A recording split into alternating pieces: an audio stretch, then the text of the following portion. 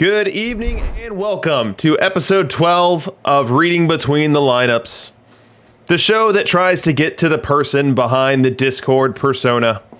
I am your host, DRC, and we have got a doozy of a show tonight. My guest tonight is Rich Grisham, the COO of Out of the Park Developments, no stranger to anybody watching this stream. All-around great guy, some of our favorite streamers, as we all recall his bi-weekly streams that were a ton of fun. But what we talked about tonight in our interview was really his day job, if you will. Being the man at the wheel of the company, having a huge 2020, gigantic growth year, just acquired. We get into a bit about his background, his origin story, if you will, of how he became the COO of Out of the Park Developments. What were these steps before then? How did he get into the industry in the first place? And then we talked a lot about Perfect Team.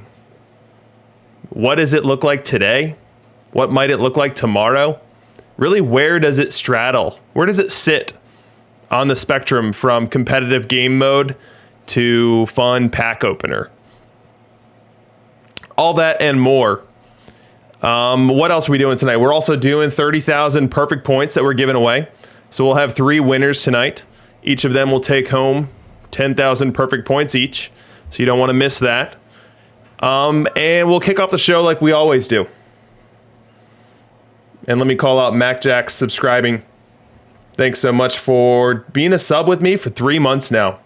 You're the man, and Crash SF Giants with a very generous amount of bits into the chat. Real Simple Hunter. Good to see you again. It's been a while. Tonight we're going to start off with something a little bit different. The name of my hit and run segment tonight is kind of a big DLL. And so what am I talking about here? I'm talking about the Diamond Legends League. Many of you have heard of it. If you haven't, the DLL is a collection of some of the very best owners and very best teams within the Perfect Team pyramid or ladder structure. It's been around for a long time. DLL has been a friend group that has been many members strong, many members big, and I count myself as one of the lucky few to be a part of it. And so what are we talking about with regards to this league? We're talking about its heritage. DLL has been around since the Perfect Team Week 2031. Makes a tidy 30-season history. So the DLL has been a friends group playing together for 30 seasons now in this game cycle. Within that history, we've seen a lot of high-powered matchups. We've seen some DLL BFF matchups, which is where the DLL friends list gets matched with the BFF friends list. So you've got teams like Wait Till Next Year and Doc going up against Quanta Condor and Jason Millay. We also have had our fair share of DLL OL matchups. We've had our fair share of perfect teams that fall out of perfect and are an absolutely great team, just happen to be on the wrong side of the relegation Puma, and then they wake up on Monday morning and find themselves just randomly placed within the DLL. And we've also been the landing spot for a couple different seasons of Rich, back when he was in Diamond. So the DLL has seen its fair share of competition, it's seen its fair share of tough battles, but the one thing that it has not seen is a non-DLL member win it. No non-DLL member has ever walked into the DLL for a given week and walked out a champion. None of those PEL stalwarts, no one from BFF, no one from OL. Rich didn't pull down a title in his couple weeks within the league. No rando's ever taken it either. And so this is a notable run, and one that spawned this note that Walnut posted on the Discord yesterday, or a couple days ago on Sunday. Walnut debuting his Nut Up or Shut Up challenge, which is an opportunity for people to join the competitive landscape that is DLL. So obviously this week has already started. Those that were interested already had an opportunity to apply, get accepted. And what it is it's an opportunity to win a trophy. It's an opportunity to do something that no one has done to this point. It does come at a very slight cost. comes at a slight cost where if you end up on the wrong side of the relegation Puma, and I don't know that we've ever really considered the Puma to be stalking the grounds of Diamond, but for the purposes of this challenge, he definitely will. If you end up taking on this challenge and getting relegated, then you get to, or you're forced to, change your avatar on Discord for the coming week.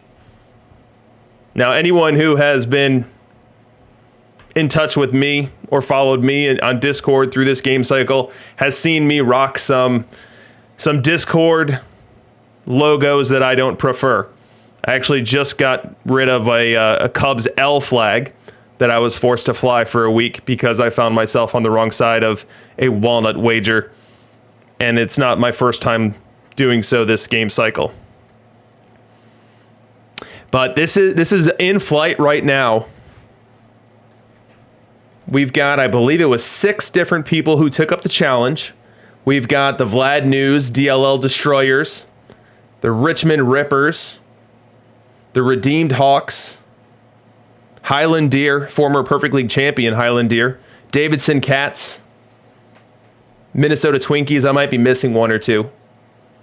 But it's adding a lot of fun and intrigue to this week's DLL regular season.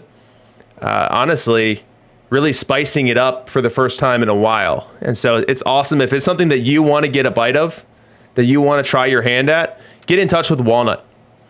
I'm not sure how many spots are open for next week or how that's going to be handled on a week-to-week basis, but I know it's going to run through Walnut.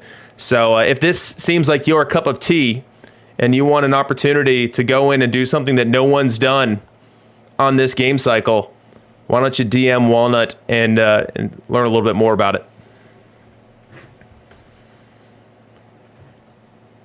But would love to see some fresh faces in there next week. And I can't wait to see what comes out of this week. Just those names that I mentioned to you. We've got the Vlad News Destroyers, a couple games under 500, so certainly not out of it by any stretch of the imagination. We've got the Richmond Rippers leading their division in the DLL, currently over wait till next year's Lacrosse Fighting Frogs. We've got the Redeemed Hawks with a 4-game lead over 3-time Perfect League champion Mac Jacks. So this new blood is coming in here, and they are making their presence felt. Highland Deer, 4.5 games back of Free Day Brown's Ghost Ship. No surprise there, as Free Day Brown's Ghost Ship is nigh unbeatable. But something to follow. And on my Sunday broadcast, when I am doing the Perfect League World Series, I'll definitely be spending some time and attention talking about what ended up playing out in this DLO. All right. So that was my brief hit and run tonight. I want to jump to Rich as quick as possible. But quick reminder on the broadcast schedule. So Thursdays, Kidneys and I go on right after Chris. We do This Week in Perfect Team. And we review all the cards. We typically cap off that show with a little segment of our own as well. On Sundays, I'm doing the Perfect League World Series. Don't miss those. A lot of fun. A lot of high drama this past week. We had a near reverse sweep. We had one team go up 3-0, drop the next 3 games, and then find themselves in Game 7 as they were vying for their first Perfect League title, and they ended up grabbing it. And then, as you know, because you're here now, on Tuesdays we do this show, and I will be announcing next week's guest at the end of the stream. Also, join the DRC Nomads Discord. Let me put the command in the chat and hope that my new link in there is going to work. But the Discord has been a ton of fun. We've got a ton of people in there now. It's an extra avenue to engage with the show, to talk about the game, to talk directly to me. After this show last week, I jumped into one of the voice channels and just hung out. We ended up with 6 or 7 dudes in there just talking perfect team, talking strategy, talking this game that we all know and love. And I'll likely do the same tonight when the show's over. So definitely join the Discord. Check it out. Each day I'm doing a daily deep dive where I am offering up some of my personal tips and tricks or thoughts about the game, opportunities to take advantage of some strategy. Today's daily deep dive was a light tutorial on how to use the in-game opener follower mechanic, and we try to share the knowledge each and every day. So check it out if you haven't had the opportunity yet. And with that said, let's get to Rich. So let me blind this out. I'll load up Rich's interview. Play some elevator music while I get it set up.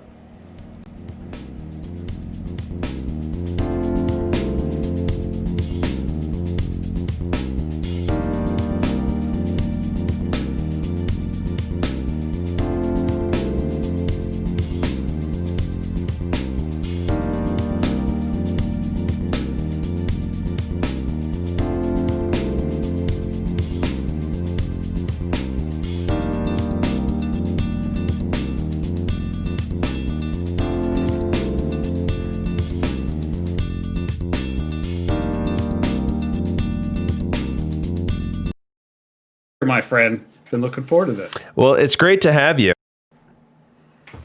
Joining me tonight on Reading Between the Lineups is Rich Grisham, the COO of Out of the Park Developments. How are you doing tonight, Rich?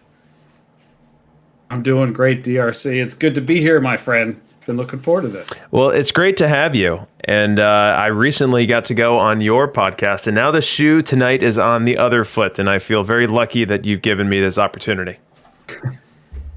Oh, it's not like this is fun, man. I mean, this is what we do. We're about the community here, and we're about, we're just about talking and having fun, and it's great. Like I'm just it's so cool that you do this show, right? And so for me to be able to come on this show is awesome. So I appreciate it. Awesome. Where I wanted to start tonight is really in your background. So most of us know you just as Rich, and probably a lot of us started knowing you as Rich, that great streamer, the great streamer that would walk us through his team a couple times a week, and we'd open some packs with you and we'd play Call Your Shot. But I think that your role has certainly been more prominent and understood as the game cycle has gone on, or at least that's been my perception to this point. But I wanted to unpack a bit how you ended up working for Out of the Park, and really how your role and your evolution with Out of the Park has taken place. So I could give a long answer, and I won't, because it wouldn't be interesting to anybody other than me. But the basics are, went to college, got my graduate degree, got a job in life insurance and financial services. And for a while, I worked for companies that either made and sold financial services, and then companies that made software for those. And I worked for, big six accounting, consulting companies, and for brand new startups and everything in between. And I did that for 20 plus years. All the while, well, not all the while, but for a long period of that time also, what I did was I sort of just barnstormed my way into the video games media side by just I went to a E3 or two, and I met some folks, and I started doing freelance reviews. I wound up doing a lot of sports game reviews, which sort of got me a niche, and I wound up for like 10 years doing reviews at a Metacritic site called Games Radar. What I really wanted to do was get into podcasting, so I started a podcast that Games Radar hosted, which was very similar to this show in that it was just one-on-one interviews with people. In this case, it was people who made sports video games. And I did that for a while. And then Games Radar had a bunch of changes, like every media site has a bunch of changes. And then I recast the podcast into something called the Press Row Podcast, which continues to this day. And I just kept on doing video game reviews for a long time. Like I said, over 10 years. There's probably 100 of those out there somewhere. And then along the way with the Press Row Podcast, I just met everybody in the sports game industry. And that included the folks from Out of the Park. And at a certain point, 7 years ago or so, one of the folks who was doing PR approached me and said, "Hey, I'm taking a different gig. Do you know anyone, or would you want to do PR for Out of the Park Development?" So I said, well, I can't leave my current job to do something like that. It would just be too much. But I have, a few friends who, if we all did what we're all sort of really good at, we could probably come up with something really awesome and sort of get the value of a lot for the price of one. And that was my relationship with the beginning of my relationship with Out of the Park, which I think was like 6 or 7 years ago. I lose complete track of time at this point. And so for 5 or 6 years, I was a pure part-timer. I sort of left the games media side and became a part-timer with Out of the Park, doing all of the marketing for them, and then brought TJ and Chris and Adam and Ryan and other folks that I knew. Some people who are still, like everyone I just mentioned, who are still part of the crew in one shape or form, and some other people who sort of came and went. So anyway, that was something I did for a long time, and it was really amazing to finally be on the video game development side after sort of reporting on it and being all sorts of critical about things and so on for a long time. And then about a year and a half ago, I joined full time, which was as you can imagine, when you leave sort of an industry full time that you've known for a long time and you move into one that you sort of know, but it hasn't been your full time job for 20 plus years, that's a big deal. But after getting to know, and doing all the work I'd done for a long time, I learned so much that I felt like I was ready for it. And obviously, Marcus and Andreas did as well. And of course, for the last year and a half, I've been basically, running the daily operations of the company while everyone else does all the really important stuff that they do. That's really interesting to me. So I imagine that many people that end up in the video game industry get there by one of two ways. One, just kind of happenstance, bumped into this person, bumped into that person. This opportunity was open. Right. I applied for it and got in. Or someone took the route that you did, where you identified that you love sports games. You started becoming a content creator, a media creator in that space. You went and targeted and went to conferences designed for the genre, and then you end up in this space. I'm curious to dig into that a little bit more, like from a game perspective. Drop some games that were featured prominently on your created media, or some games that you reviewed and went deep on way back when.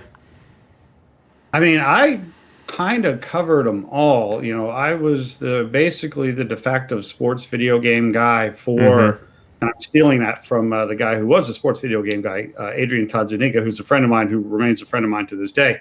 I became that guy for Games Radar. So basically every, MLB The Show, every Madden, every NHL, every NBA 2K, not every single one every time, because over the course of 10 years, editors in chief come and go, and various people come and go. But for, and I was always a freelancer. And the one thing that they at some point, many, many years after I had stopped doing it, and I was catching up with somebody who I had worked with, I said, how come I kept getting all the gigs, right? Because there's a lot of people that would be competing for those, right? And I'm a freelancer. I'm living on the East Coast. I'm not in the West Coast offices. I don't go to I don't go to any of the media events. Like, I'm just a dude, who happens to do this on the side. And they said, well, you always turn it every day. You always turn it in on time. I was like, oh, that's good to know. I wish I had known that earlier, because I would have turned more stuff in on time. Right. But regardless, I just became the guy who did all of the major, again, relatively speaking, all the major sports video games, your Maddens, your NBAs, your NHLs, and it became a really cool thing. And to this day, I'm still on tons of mailing lists and things like that. So yeah, I mean, there's not really one. I mean, at various points in time, right, I would be more into certain games than others. Like these days, probably the console game that I play the most is FIFA, although I still play a lot of NBA 2K. But, for long periods of time, I was deep into Madden, or deep into, all sorts of different things. So it really, it was all of them, it was all the games. That was sort of my calling card, so to speak. So was being a high level executive for a game developer an endpoint that you had envisioned in the beginning, and all of the things that you were doing from a content creation perspective and from a networking perspective were culminating to that? Or was that kind of a pipe dream that you never even dared dream about? It wasn't anything other than, like, I wish I could tell you that this was my goal, but I wouldn't be telling the truth. And by that, I don't mean like I'm not happy that I've been here. It's just, it was never, when I started doing the side gigs for video games, it was just because that was back when the video game media really became different. It went from magazines to websites and podcasts. And when that change happened, right, and I had a long commute. So every day I would consume podcasts, and it became like it was a complete change. I had to drive, 110 miles a day, 4 or 5 days a week. And so when all of a sudden you don't have to listen to the radio and all these commercials, and all of a sudden you can program your what you're listening to, and then all of a sudden I could listen to stuff that I loved, like hearing people talk about video games. Because back then that wasn't a thing. You didn't have Twitch, you didn't have YouTube, you had magazines and then websites. So basically I was listening to this stuff and I thought to myself, well, heck, I can do that. Right? Like it wasn't anything other than I just sort of had a moment or time where I thought to myself, I can do that. Like I think that I can be as good as some of these folks at doing this. And then I just sort of, and then for a while I sort of had it what I thought I wanted, which was to be a video game.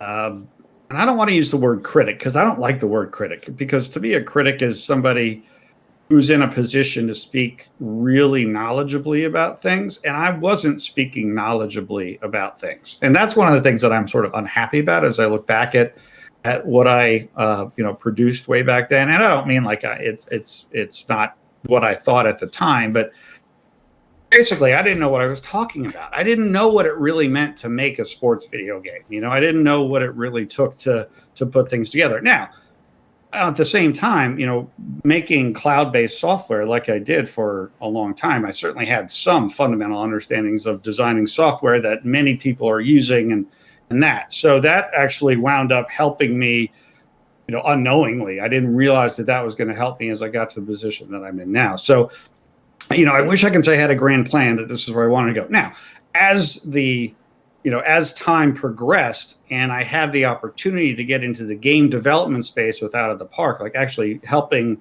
make and market and be part of that side, I quickly realized that, this is really good. This is a role where I can take what I've learned corporately and apply it here and bring value, not just be somebody who's talking, but someone who's actually, again, contributing based upon all the stuff that I learned on the front lines. I ran professional services groups and I ran sales operations groups and I ran them for successful companies and big ones and small ones and startups. And you meet people and you learn from people. And if you're smart, you get coached by those people. And so it wasn't until after I got in that I then realized, hey, I can do something really special here, I think. And then a couple of 2 or 3 years ago, I was able to start thinking about really making it my career. So again, that's a very long-winded answer to your question, but like I said, I wish I could say I had this grand plan and now I made it and kick back, but it wasn't quite that. So in your capacity as a content creator and game reviewer, we won't call it a critic, because you made that great distinction for us. But in your capacity as a freelance game reviewer, did you review Out of the Park at any point? I don't think I did, because it was too big for me to review. Right? Mm-hmm. Out of the Park, it's too big to review. And in fact, that's one of the very first things I told Marcus, who's the CEO and the lead designer, and the reason that Out of the Park exists. When I first, even before I started working for him, but when we started having discussions, I said, I know that reviews are important, and in fact, Out of the Park Baseball remains the only game to get like the Metacritic PC Game of the Year twice. Right? It's been a long time, but it won that award a couple different times. But I told him, I was like, I just know the games media, like I've been in it, and I know a lot of people in it, because when you do something for 15 years, you just get to know a lot of folks, and I've had all those people like on press row, like these are editors and chiefs of websites and senior people that were defining what goes in these gaming websites and stuff. I'm like, we're not going to get coverage. The game is too big. It's too much for it's too much for a regular person to try to review Out of the Park. If you're going to review Out of the Park, you have to really be a sort of a dedicated site to it. And I said, what we really need to think about and work towards is streaming and video production. And sort of own it ourselves, because we're going to lose more and more, Metacritic sites. And in fact, that's exactly what happened. We don't even get mentioned on a Metacritic site anymore. Nobody reviews our games, but yet we have, 5 times more people playing the game now than we did 7 or 8 years ago. So, no, I never reviewed it because I wouldn't have been able to give it a fair shot, right? I would have to played it for like 75 or 100 hours in all those modes, and that wasn't something I could do. Like I could play Madden for 20 hours and do a decent review. Again, not a good review, but decent review. But no, I never did review Out of the Park. It's too big. And I think that's a great point. Out of the Park is so big, and the way that people play it is so diverse. Like you could talk to 10 different people that have purchased their Out of the Park game license and ask them to detail how they play the game and get 10 very different answers. And that's likely unique in the gaming community. So with such diversity and such a wide spectrum of persona. In terms of using a marketing term, of personas that you're servicing within this game. So let's talk a little bit about those various archetypes of users. So how do you keep such a wide spectrum of personas happy with the game? And how divergent does the base game really get from something like Perfect Team, which is really a graduated spin-off of that base game? Well, there are many different types of Out of the Park baseball players, as you mentioned. And, the short answer is you invest in as much as you can every year. We have to understand, and we do understand, we've been, not we, but the company, Marcus has been making this game for 21, now 22 years. And a lot of the people who play Out of the Park Baseball 21 have been playing it for 10, 15 years, a lot of them. So that is the core group of people that helped establish your game and helped establish the quality of the game. So, that's sort of, we always know that when we're designing the next game, and I'm not a game designer. I will never claim to be a game designer. Marcus, is the person who designs the game. So when I say we design, I really mean Marcus. I obviously weigh in with my thoughts and things like that, but I'm by no means a designer.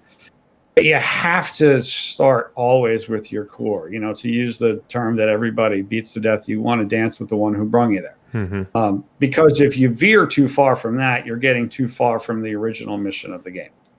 And so that means no matter what, every single year we invest in our traditional franchise mode. And sometimes it's easy, relatively speaking. And again, I'm not the person who does it, but sometimes it's easy and sometimes it's hard because what can seem simple can be complex, but sometimes what can appear complex can be simple. So that's definitely, each and every single year we want to make sure that we invest in the traditional modes so that people who have been playing the game for 8, 9, 10 plus years, and there are thousands of them, feel great about the new game. So that's one important thing. Another archetype is now certainly the Perfect Team player, right? 3 years ago, the Perfect Team player didn't exist. Now the Perfect Team player is a clear archetype. And Perfect Team being so young, it's not difficult to sort of think of the things that you would add or modify. It's more of a challenge of defining and prioritizing based upon the calendar and the resources that you have. And then there's the archetype of the online league, which is a critical person. Online leagues, while they may not have the numbers that the Perfect Team players have or the traditional players have, they certainly are passionate and are the kind of people that you want to really delight. And because of the way that online leagues are architected, I know the one thing that sort of every online league player wants is a much easier way to run an online league.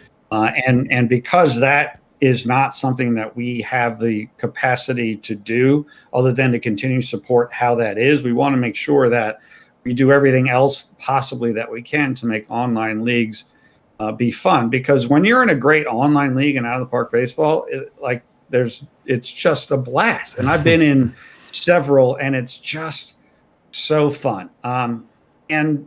And then there's the archetype, which is probably the most challenging, which is the brand new, right? We've had a material infusion of people brand new to the game, and they don't know what Out of the Park baseball is. People get brought here from a lot of different directions. And so really the fourth archetype is really the brand new person. One of the big challenges, and there are many challenges that we have. One of the biggest challenges we have in making it easy, and I put that in quotes, for a brand new person to play out of the park baseball. And it isn't easy. And we recognize it. It's not easy if you've never played out of the park baseball to just show up, hit a button, and start playing. Thank goodness we have such a fantastic community, both the longer term community in the forums and the nearer term community, in places like Discord, where when people show up and they say, "Hi, I'm brand new. Can you help me?" Pretty much people help, which is great. So, we could double, and we could go 2 or 3 more layers deep in this stuff. But to me, those are the main categories of people, and all of them are critical to our success. And then from a relative scale perspective, me as a perfect league player, I really don't have any feel for and don't have any experience with the base game players, or the very limited experience with online leagues. Just from a relative scale perspective, what's your quantity or what's your market of each persona, if you had to peg it or estimate it? Well, it's the biggest chunk of players remains the traditional out of the park baseball mode, whatever that means, whether it means I got the game and I want to play this year with the latest rules and the latest everything and the new teams and the new players, or I want to go back in history, or I want to create a custom league, or I want to, play 1,000 matchups and see, like, there's all sorts of different places in the world of traditional mode. So that remains the biggest chunk. Then I think next is the perfect team player in terms of numbers. Thirdly would be the online league, and again, the sort of the unknown, but it's significant, is the brand new user. But I mean, there's no overwhelming archetype, right? Like there are thousands of all of those kinds of players. So I'm not even trying to be evasive. I'm just telling you, like, it's very difficult, to sort of segment beyond.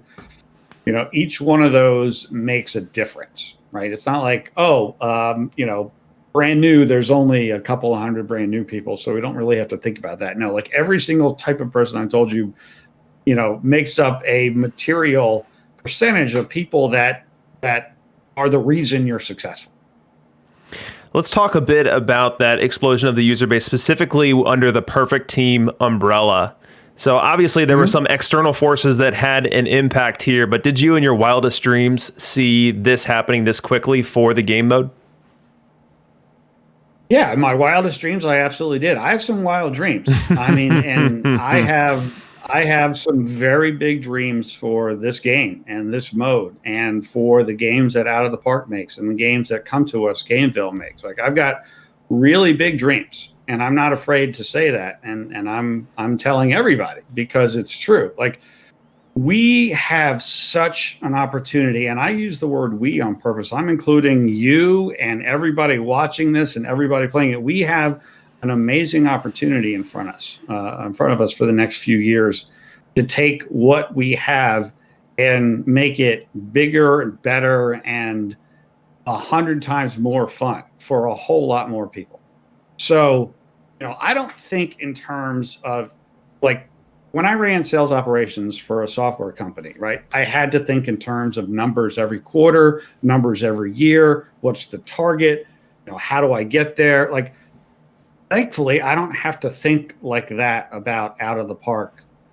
I didn't have a number this year that we said, okay, if we hit X, we're successful. If we hit Y, we're successful times 2 or 3. And it's not that we don't pay attention to the numbers. Quite opposite. We pay attention, obviously, to the numbers. But it's not where we have to say, certain targets need to be, hit. So luckily, we weren't thinking in terms of, okay, numbers. But what we did plan for, and what we did strategize around, was a significant increase in the users, even before, all of the nuttiness of 2020 kicked in, right? We planned on a significant influx of users. And when I see planned, we didn't just say, we're getting a lot more users. No, we built an entire marketing plan around that, right? Like, just on the digital advertising side, significant expansion.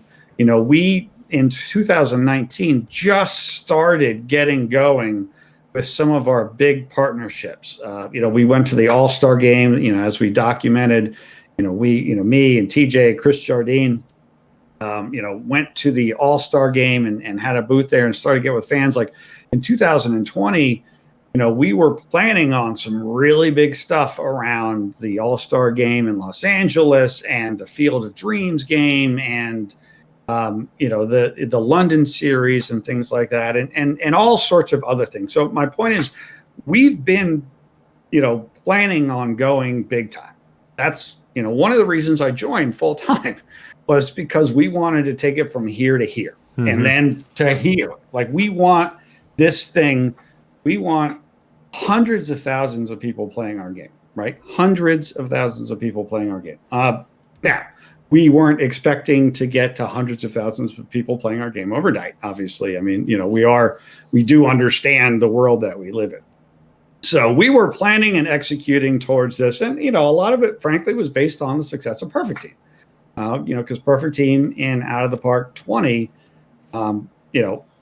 was a really watershed moment for the organization, right? And I credit Marcus for designing the mode, and I credit Chris Jardine for designing fantastic content.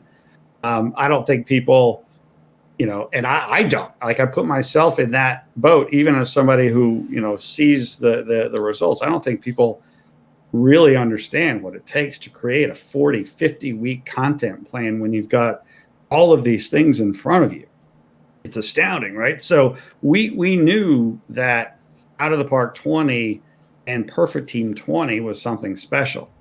And so, in my wildest dreams, I did certainly see this. And again, I'm looking bigger the next 2, 3, 4, 5, 6 years. Like, I'm in this and we are in this. We can make something really special happen here if we want to. And I think everybody here does.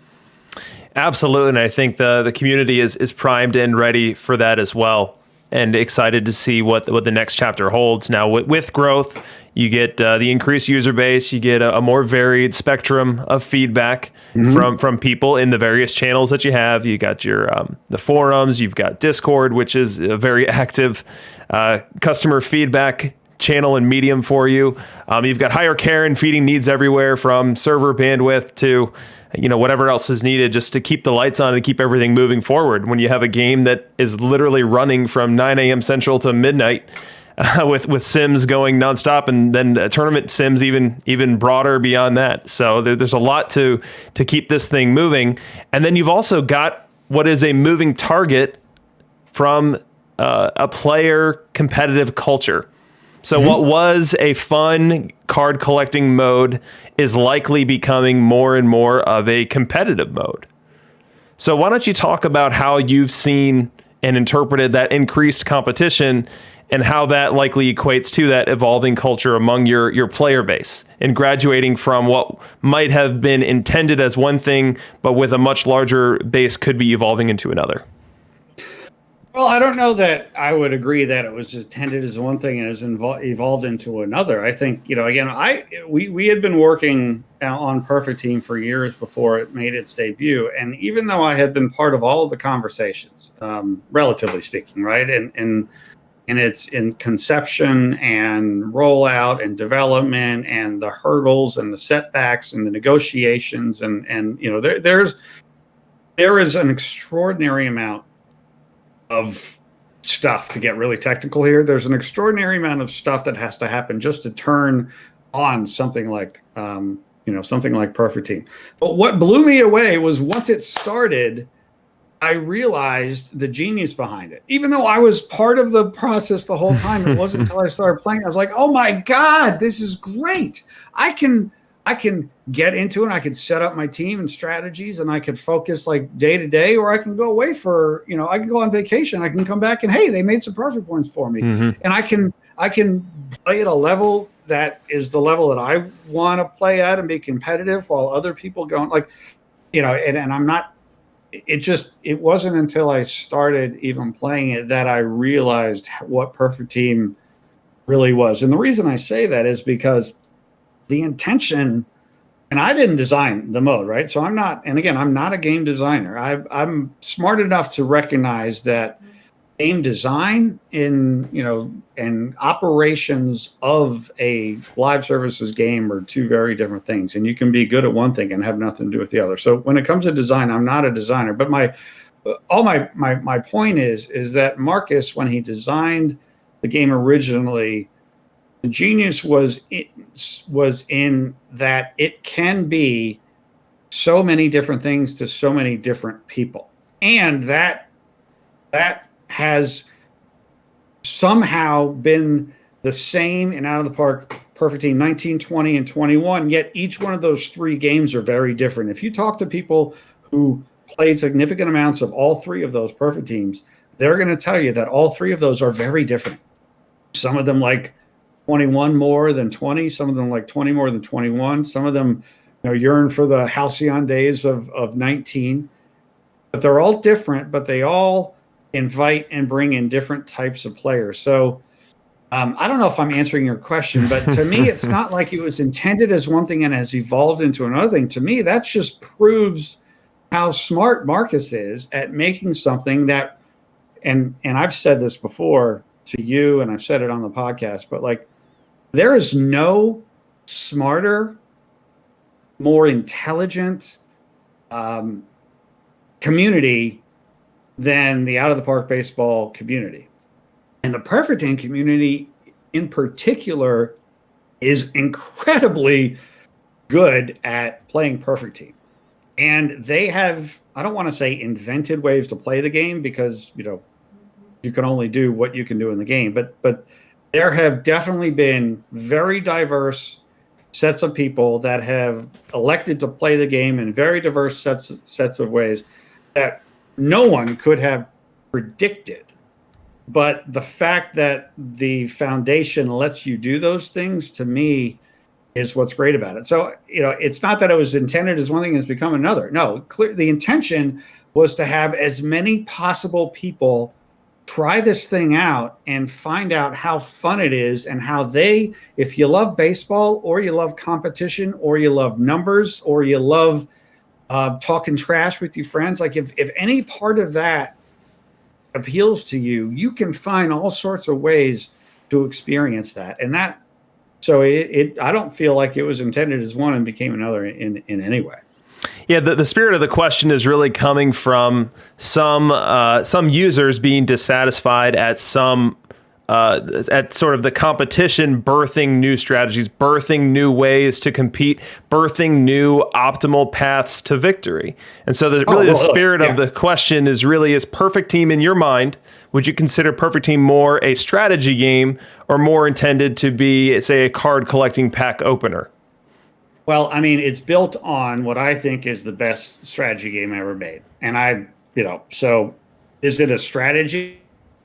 It's because, again, Out of the Park baseball is a strategy game. That's what we say in the first or second sentence of every single, press release, or, anytime we're mention working with a partner. It's a strategy game. And we say that for a reason, because so many people think of sports video games as stick skill based games, and Out of the Park baseball, you don't need, you can be my age and have fingers that get tired, and you don't have to be able to press a button so fast. It's a strategy game, but that doesn't mean within that strategy there aren't dozens of different ways to play it and to enjoy it. And again, like, some people are the card rippers, they love ripping packs. Some people are like me, you pull a perfect DeGrom, you're never going to let him go. I know economically I should let DeGrom go, but he's my dude and I want him on my team. Mm-hmm. And again, I think I'm answering your question, but it really, it's at its core, it's absolutely a strategy game in my opinion. Yeah, and I think this is somewhat of an extension of the conversation we started on your podcast, which as it relates to starting pitchers and their deployment mechanisms and what is and what isn't permissible. And would you consider that to be an example of where strategy kind of went too far or went outside of the scope of the intended design, and then ruffled a lot of feathers and that thus necessitated an intervention on your part? Right. So if we were talking specifically about pseudoing, to me that's sort of an extension of, in my opinion, if you're using an exploit, then that's not really cool. The definition of an exploit can be fuzzy, right? And whose responsibility is it ultimately to set up the platform to be able to be played in all of the ways? It's ours. So the whole notion, and again, we've talked about this, although, like you said on the podcast, but not on here too much. I mean, what bothers me about the whole pseudoing is not that it is done, it's that a material number of people feel as if because of it, their experience is diminished, and it's not fair. And that bothers me. Whenever people feel like they're not playing on a level that is an even playing field, that bothers me. Because ultimately, if you're going to do the things that we want to do as a company and as a platform, people have to feel great about being there.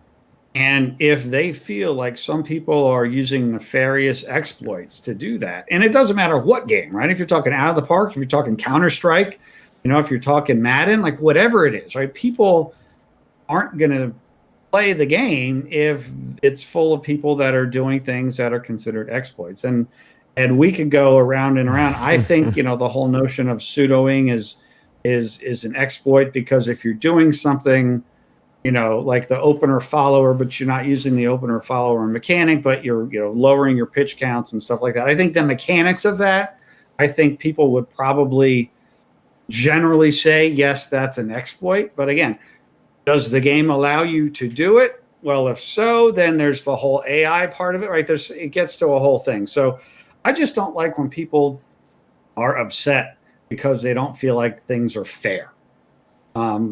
That's what it comes down to, right? Like if people don't feel like they're playing on an even playing field with everybody else, that bothers me, because ultimately, to me, that's something that should be addressed. And I again don't know if that answers the question, but it's certainly how I feel about that. So, which group has brought to you more vitriol? The group that did not like the pseudoing and bringing that to you and expressing their desire for you to intervene there, or those that once you did intervene and take it away, express dissatisfaction with that move? Everyone has been very unhappy about the whole thing. I don't know that there's anyone who's happy. I don't really know that there's anyone who's happy. This is a high level, like this kind of stuff takes place at the highest levels, which gives it the most visibility, but also relatively speaking in terms of numbers, it happens at a small scale in pure numbers compared to the number of teams and leagues and things like that. But again, because of where it happens and the visibility of it happening, that's where, and one doesn't mean the other is right or wrong. But everyone's been mad at me, and I've gotten vitriol, and I'm being hyperbolic here, but very little feedback I've gotten about it. No feedback I've gotten about this subject has been good. It's either, hey, this is a huge problem, I'm really upset by this, here's the deal. And I had a lot of people, and these are like good people, good community people. I'm not talking about the people who just take shots because that's just what people do on the internet now, right? And that's just the thing, or and there's plenty of those. But I'm talking people who care a lot. And when people I know that care a lot about Out of the Park and want nothing but the best for the game, bring their feelings to me in ways where they outline what's happening and why it bothers them. And when independently, these, a lot of these folks come to you. Of course, you're going to listen, you're going to research, you're going to do things. And then when we made the update, which was my call, was to make the update to attempt to alleviate it. I definitely heard from a whole lot more completely different people about how upset they were about it. And I get it. Like, I don't dismiss any of it. If you don't have people that really care about what you're doing, you're screwed. You got nothing. You know what I mean? Like, and I'm not saying I like that people are upset. I told you before, I hate when people get upset. Like, there's so many places to be upset on the internet about any number of things. And I really get upset when people get upset. And I don't mean having fun, joking around upset. I mean legitimately upset. When that happens in our little world of out of the park baseball, that really bothers me, because, man, we got a nice little corner of the world here where we can just do our thing. Let's not bring so much of what else is going around into that. And that, but again, I mean, so when getting back to your original question of the vitriol, yeah, I get it and still get it daily from both sides, because no one's really happy with the pseudoing as it is right now. Or if they are, no one's telling me they're happy. All I'm hearing about are people who remain unhappy about it. But again, that to me, that's, in some ways, it's a good thing in that people care. And we are still working on this stuff, and we're looking at it, and not just for Perfect Team 21, but in the future as well. And there's a lot, that's going to be happening with the next game and the next mode and the version after that I think, we'll get to a place where, we will not have people unhappy. We will not have these kind of exploits that make people feel like, when someone who is getting pseudoed makes them feel like they're, things are being taken out of their hands. So I'm glad that people care, because, again, if they didn't care, then, we'd be in a lot of trouble. And I care, and everybody cares. We want to make it the best game that we possibly can. You know me, dude. I'm always working. Always. I work all the time because I love this job, and I love this game, and I love this community, and I want it to succeed to those wild dreams that I had, before you. And again, if I got a bunch of angry people, and I don't mean people who don't think that, people who want this improved and this improved, but are still on board. I mean, people that are angry and they're like, that's it, we're out. Like, you never want that. You never want that. And if I can editorialize for a second here, I just want to explore the thought that Perfect Team could be heading to an interesting crossroad between having one group of people that is most interested in ripping packs, collecting cards, throwing those cards into a lineup, and then seeing where everything comes up at the end of a week, versus those that want to play a very competitive sim-to-sim baseball strategy game.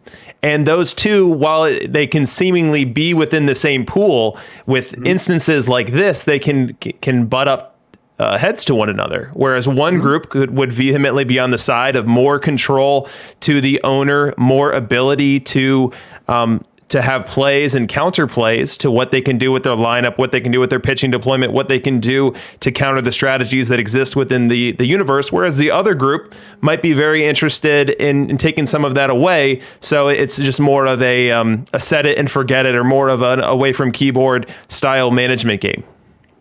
And so, like, how do you reconcile those two very distinct user personas? And do you have to choose? And if not, how do you serve both masters? Well, again, I'm not a game designer, and I'm not trying to sidestep the question, not in any way, shape, or form, right? But that's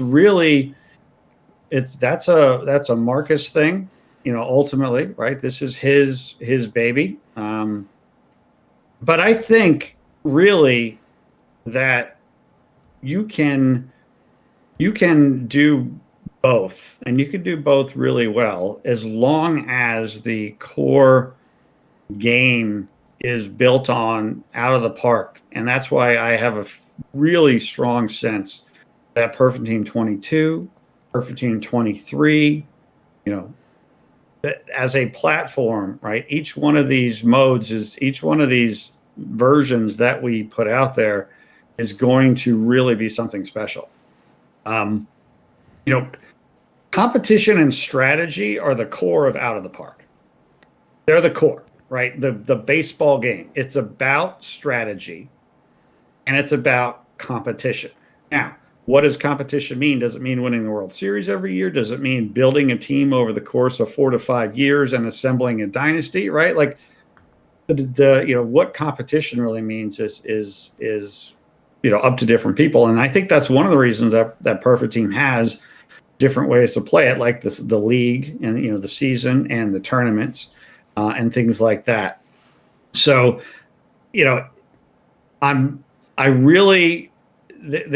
there's a way to improve both of those aspects of it. I don't know, right, that you have to explicitly make a choice, but clearly as the mode evolves, you're going to go in one direction more than another, I think, right? But I think the answer really is that strategy and competition at its core are what the game is based on. But you have to have something that's fun for a lot of people, right? Everything needs to be fun, everything, right? Like ripping card packs, that has to be fun. It's got to look good. It's got to be a good experience. People have to get value for that, right? If all of a sudden, I don't play, and I'm not a good example, right? Because I'm an old man and would never do it anyway. But I don't play in online Madden competitions. I play in an online Madden league with my buddies, 3 or 4 of us, right? Because we're all old men and we just play Madden and we play our games and we're not high level competition, right? But I can never participate in a online Madden, Ultimate Team, the Ultimate Team Super Bowl and all the stuff that they do, right? It's competitive. Like, it's so hyper competitive that I wouldn't even try to venture in there. Like, it's too intimidating, right? Mm-hmm. We don't want the level of Perfect Team competition to be such that somebody walks in the door and like, oh, hey, no way, man, this ain't for me, right? Mm-hmm. Like, you've got to have a balance. You've got to have something that when people want to be fiercely competitive at a high level, that they have all of the tools that they could possibly want to be successful, period, right? And you've also got to have an experience that is welcoming and that you can have fun and you can have a chance to see some of the really cool stuff that the game has without having to be a hyper competitive person. And, again, I don't know if I'm answering the question at all. I'm just telling you how I feel about it. But, ultimately, the combination of the game itself and then the community around it will make those determinations as we go forward the next few years. Yeah, I definitely think that's you answered the question there. And I think that in so many ways, the tier, the matrix, the ladder, if you will, of Perfect Team solves so much of that. And so if you're worried about, high level gameplay, high level strategy, micromanagement, that's not going to happen in a bronze league. It's not going to happen in a silver league. So, if that's your level, if that's what you're comfortable with, you're going to be able to fit in there. But I think for so many of the other users, and I mean, so much of the stuff that you see on this channel, so much of the stuff that you see on streams has to do with like the top 1% of all players. These are the people that have just about all the cards, that know just about all the different strategies, that have tinkered around with a lefty park or righty park, have really taken this game mode and this game cycle to the nth degree and are seeking that differentiation. So in a world where everyone has the same cards, in a world where everyone has the same understanding, how can I put myself in a position to succeed? How can I be better than that guy over there with all of the same variables in play? And so for those that advocate for more control, for more ability to customize player deployment, for less things like the AI choosing what your lineup does, or the AI determining really anything for you other than being the mechanics behind the slider utilization, I think that for those players, they're just seeking that additional control. They're seeking the ability to implement measures and then countermeasures and then countermeasures to the countermeasures. And that's difficult to code into a game, I'm sure. And then as we're talking about this hyper competitive environment, for those that really don't want that experience, that want to unsubscribe from that level of management or micromanagement, or every 30 minutes taking a tweak to a lineup, I think you'll always hear some vitriol or consternation when people are actively being managed against. Yeah, and I think that, again, using a different example, right? Like I play in an online Madden league, and I hate the salary cap. And I hate having to deal with all the contracts in Madden. I can't stand it. It's not the game's fault. The game is actually trying to be the most realistic game that it can be. But what I do at the end of every single season is I put everything on auto. And then when my buddies tell me that the new season has started, I pick it back up, and I just go, and whoever the roster is with whatever's there, and then I try during the season to play the best games that I can play.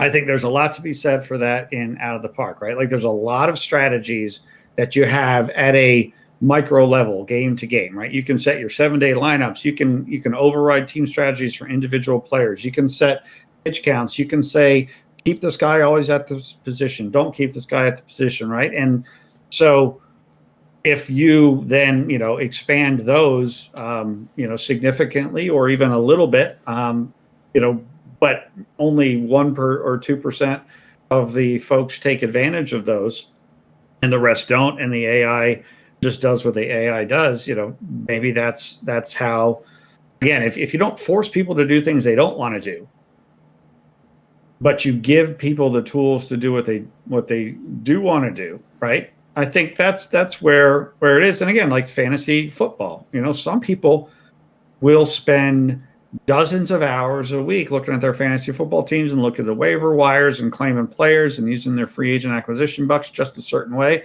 And some people won't. And you know what? The people who spend all that time on their fantasy football teams win a little bit more. But a lot of the times, the dudes who just make a few random lucky picks and have the guy who has the Derrick Henry, 2,000-yard season just happen to win the championship, right? Like sometimes in March Madness, you get people who spend hours and hours and they know, the backup, shooting guard for Utah State. And then you get grandma who makes a bunch of selections and she might win. And obviously it's silly compared to Out of the Park. But, we want the people who want to have the most control to feel like they have the control they want. But we also want people who cannot look at all that stuff and be like, I don't even want to. Like, don't make me do it. I just want to make a lineup and put my guys out there. Like, there are a lot more probably of those folks than the high level strategy people, but the high level strategy people are such an important facet of the community because they really do represent the most passionate group of people, the people who, you can really turn into a lifetime customer, right? And that's what, going back to what I said at the very beginning, there are thousands of lifetime customers of Out of the Park baseball. This is people who have been playing this game for 5, 10, 15, 20 years, right? So as long as you can truly have the pulse on what that group of people thinks is the most important, you can always be working towards that. And sometimes it's over the course of 2 years or 3 years. Sometimes it's something you can make in a between one, version and another. There's a lot there. And that's one of the reasons that has me so excited is because the foundation that Perfect Team is built on is Out of the Park baseball, which to me remains the best possible set of code that you could build this thing on, right? Because it just has the most. Like everyone I talk to, and we do a lot of stuff, that's not publicized with a lot of different organizations in baseball and in the media and things like that. And to a person, they're always astonished when they really open up the covers to Out of the Park baseball, the incredible amount of control that you can have and the customization and the modifications. And because Perfect Team is built on that, that's why I'm wildly confident that we're going to continue to make, relatively speaking, all the different types of people who play Perfect Team happy. But you guys will tell me if I'm wrong. Like when Perfect Team 22 comes out, right, you guys are going to say whether we're right, whether we're wrong, and when Perfect Team 23 comes out, you're going to say whether we're right, whether we're wrong. The proof is always in the pudding. We can talk all we want to. The proof is in what gets delivered. Absolutely. And I definitely don't want to sit here belaboring the point and beating you over the head. As you pointed out, there are an unbelievable depth of customizations available between, pitch counts, sliders here, override this, override that. So there's just so much of it.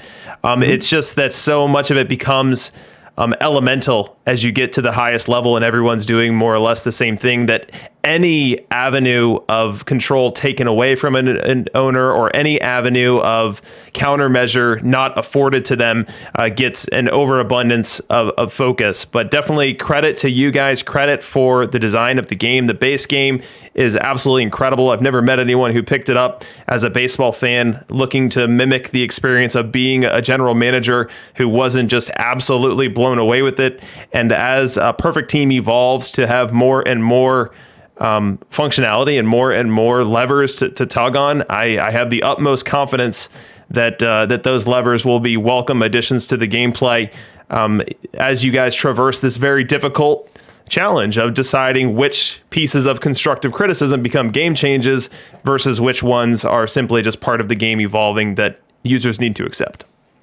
Yeah, and very little of the conversations that we have around really anything, whether it's Perfect Team or the core game, do we have to say, well, hold on a second, what's our philosophy? Is our philosophy that we're a competitive game, or is our philosophy that we're, trying to make it the easiest for, those aren't conversations that we have, right? They're always around just what's the best thing to do? What's the right thing to do?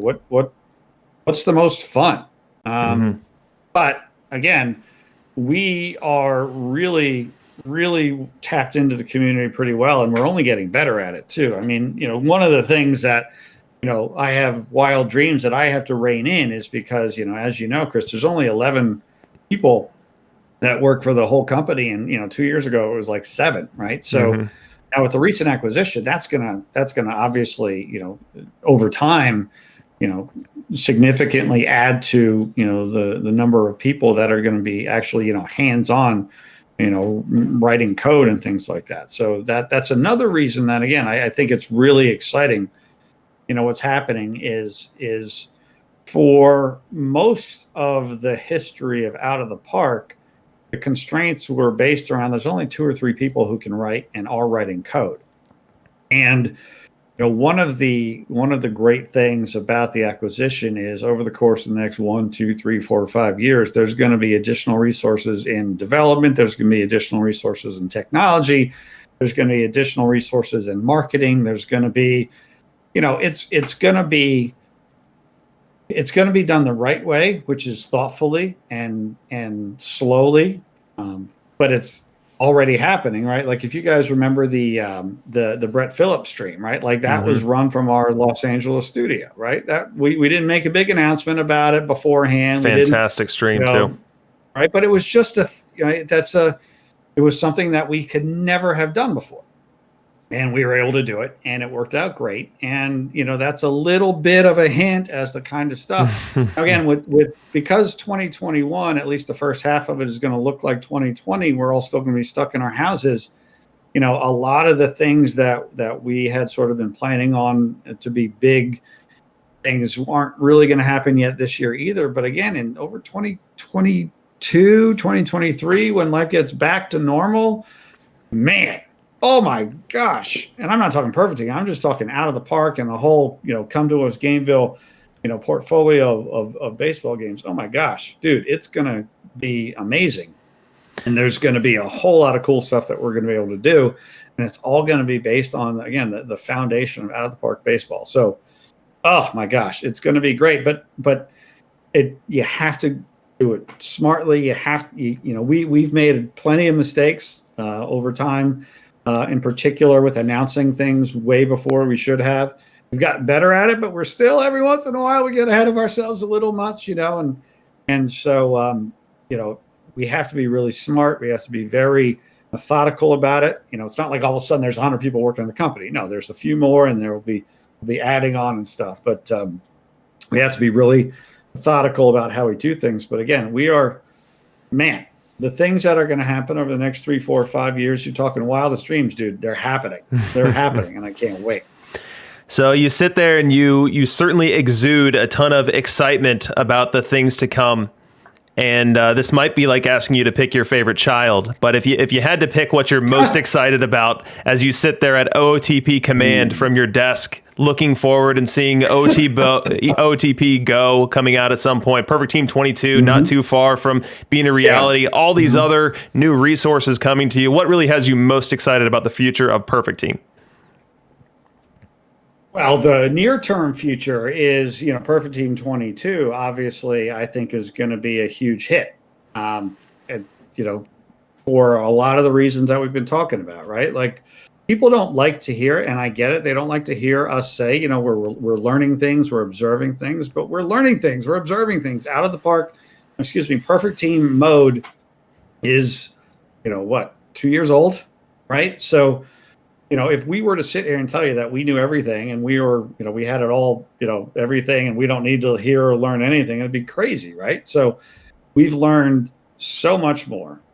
And we're adding to the team, right? Like we have a full-time product manager for the first time, only focused on Perfect Team. We've never had someone who's full-time. Now, Chris Jardine, part-time, but he's always been the Perfect Team guy, and he remains the Perfect Team content guy. But he's a part-time person with a full-time job and a family, right? So like we've never had a person who's full-time, 50, 60 hours a week was focused on Perfect Team. Never. Everyone in the company has always had sort of part of their job has been Perfect Team related stuff, but just that as an example also. So I'm excited about how cool Perfect Team 22 is going to be, both at the start and over the course of the entire year, because of a lot of things that we've talked about, and because additional resources are just going to continue to make it better. And when I say make it better, I mean just the overall experience of playing it. Chris does an extraordinary job, something that very few people in the world could even imagine how to do, to create a content plan for all of the cards and the missions and all of the cool other stuff. I mean, that's almost impossible.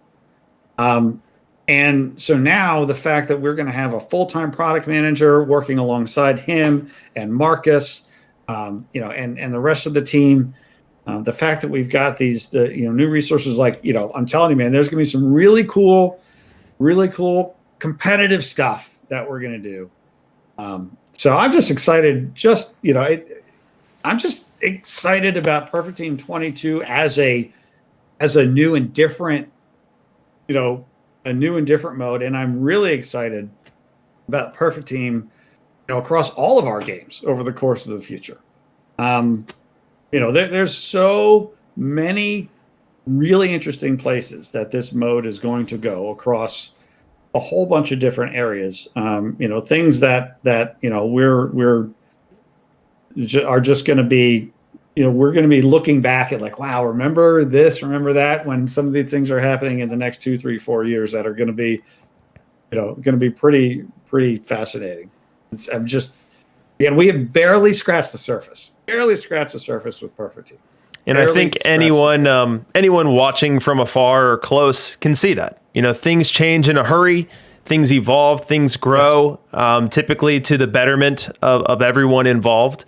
And we've recently seen the growth of the stream team, of which I'm very lucky to be a part of it, with Yuka and with Dishnet on there.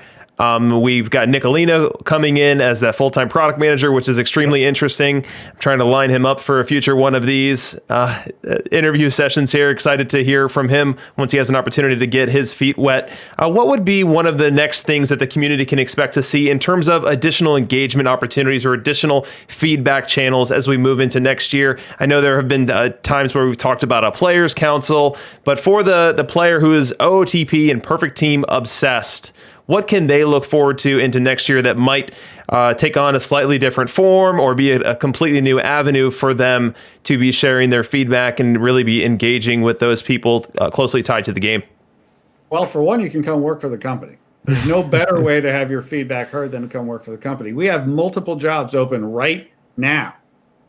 We have a full-time tech support role open. This is posted. I can send you the links if you want to have a full-time tech support role for someone who speaks Korean and English. We have a full-time brand manager role open. We have a full-time user acquisition role open. We have somebody from the community who is going to be starting on the tech support desk. I won't say who it is yet, but one of the things that I'm most proud of, because you say you want to do things, but then being able to do them is a very different thing. One of the things I'm most proud of is that almost everyone who's joined the company since I joined the company has come from the community. And whether that's people that have actually joined the company, like Nicolino, who's now the full-time product manager for Perfect Team, came from the community. The person who's going to be joining the tech support desk to replace Nicolino, who was part-time on the tech support desk, is coming directly from the community. The stream team, you're all community people, right? And we're going to be adding more streamers from the community to that stream team. The best way is to come work for us.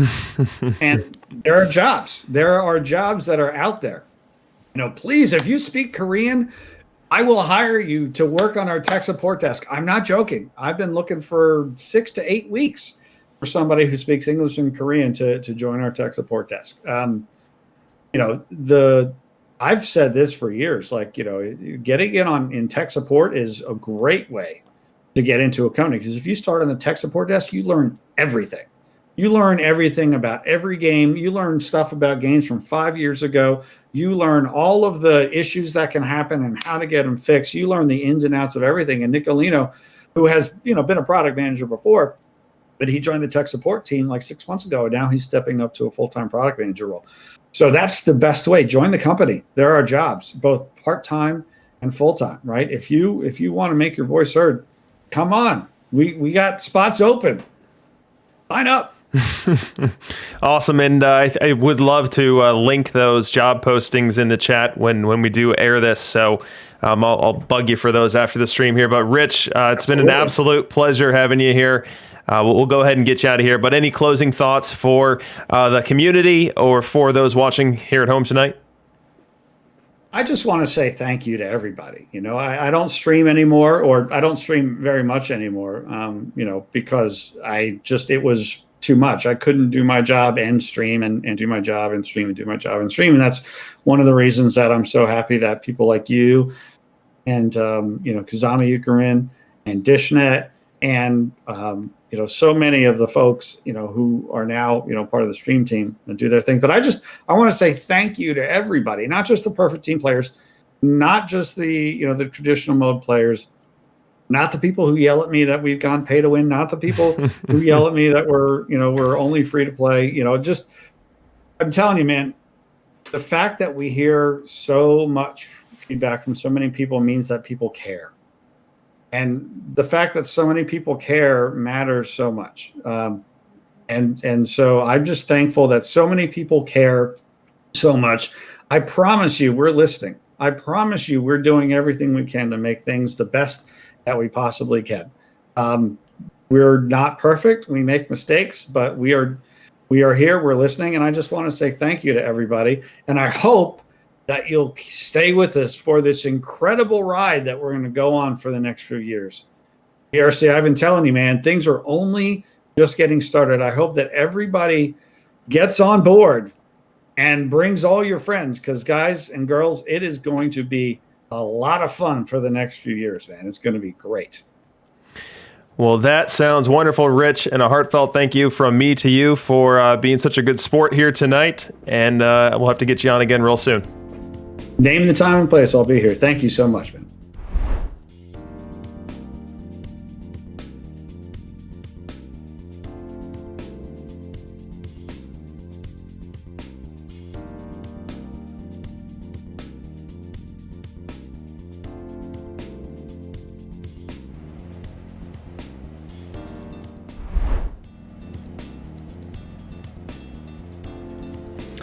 And we're back. So that was Rich Grisham, everyone. So what we're going to do now is open up our giveaway. So we are giving away 30,000 perfect points tonight. I will load that up now. The way to get yourself an opportunity to win is to type !ticket once I have it live, and it will be live in 2 seconds. There we go. I'm starting to see tickets coming in. Beautiful. So type !ticket into the chat. That's going to get you an opportunity to be part of the drawing. We're going to draw 3 winners.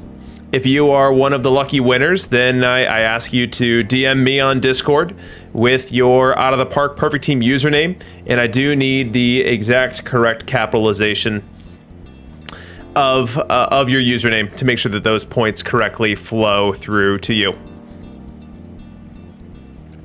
I want to thank Rich. Rich was kind enough to have me on his podcast, and then in short order turned around and came back to mine, and we continued some of the discussions that we started over there. I thought that a couple takeaways for me is just the authenticity. Like, Rich is Rich. You ask Rich a question, and you're going to get a very rich answer, and that's coming from the heart. That's coming from a genuine and honest point of view, and he's really a steadying hand for the organization. You know what you're going to get. You know what to expect, and you can absolutely tell that his heart is in the right place as he attempts to steer the Out of the Park ship into the future, and has done excellent work to this point. The other thing that I really felt came out of that interview was just an infectious level of excitement. Rich definitely has a lot of ambitions for where this game can go. He's got a lot of excitement for all the different things that are coming out, mentioning Out of the Park Go, mentioning Perfect Team 22, mentioning the job opportunities, and really that excitement that he exudes with everything that he says is infectious. And I think that that's definitely good for the community to see, that there's genuine excitement and a genuine growth mindset for the company as they emerge as part of this acquisition and really make plans for and execute into 2021. I think that's a good thing to see. And just the third thought, just being that he's a great guy to be at the helm. This is a year that's sure to be another year of change. They had the huge growth year this year with the pandemic. Next year, on the other side of a company acquisition, you can bet there's going to be even more change. 3 new job postings for a company that, not that long ago had 7 employees. That's obviously very, very big. And we're getting a full-time Perfect Team product manager. So there's definitely a lot of investment going into this game, and there's going to be a lot of changes coming. And I think that Rich is a steadying force and a steady hand to have at the helm. All right, let's close the giveaway. So last chance to put !ticket into the chat to be entered. We'll close it in 3, 2, and 1. First winner tonight is PHI Cross Foxes. Congratulations to you. Second winner, wait till next year. This is your first time, right? Wait till next year's been in only about 1 billion giveaways and has never won. I think this is a groundbreaking watershed moment here. Let's see if we can confirm that in the chat. He's claiming it to be rigged. All right, that doesn't help. Next, we've got Travel Berries. So Travel Berries is our third and final winner for the night. So if you guys are one of those winners, DM me on the Discord with your Perfect Team username, correct capitalization. We will get you those perfect points as soon as possible. All right, so closing thoughts for you guys. Join the Discord. If you haven't joined the Discord yet,